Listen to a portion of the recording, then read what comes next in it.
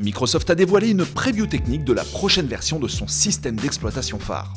Première surprise, ne dites plus Threshold ou Windows 9, ce nouvel OS sera connu sous le nom de Windows 10. Même s'il ne s'agit pas encore d'une version définitive, voici les principales nouveautés introduites par Joe Belfiore, vice-président de la division Windows. Première nouveauté et non des moindres, le menu démarrer fait son comeback. Il se voit cette fois élargi par rapport à Windows 7 et la partie droite reprend le fameux look Modern UI. Le principe est calqué sur Windows Phone ou sur l'écran de démarrage de Windows 8. Vous pourrez personnaliser les vignettes dynamiques pour mettre rapidement la main sur vos programmes favoris et afficher des informations utiles au quotidien. Finalement, ce retour en fanfare n'est qu'une demi-surprise, on se demandait surtout comment Microsoft allait s'y prendre pour unifier les deux mondes. Tenez, prenons l'exemple de l'écran d'accueil apparu sur Windows 8, ce dernier sera affiché par défaut en mode tactile, mais dès que vous raccorderez un clavier, Windows vous proposera automatiquement de basculer en mode desktop. En choisissant cette option, l'écran de démarrage marquera un retrait vers la gauche pour donner vie au nouveau menu démarrer.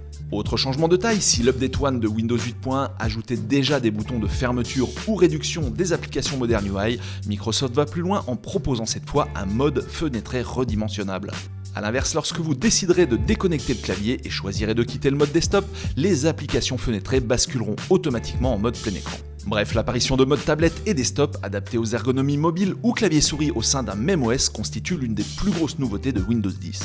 Toujours concernant l'ergonomie, à l'instar d'OS 10 ou Linux, les bureaux virtuels font enfin leur apparition sous Windows. De quoi personnaliser la disposition des fenêtres de vos applications en fonction de vos activités. De plus, notez l'arrivée d'un nouvel affichage des tâches en cours d'exécution qui rappelle Mission Control sur macOS 10. Plusieurs miniatures s'affichent et il ne vous reste alors qu'à choisir celle que vous souhaitez afficher au premier plan.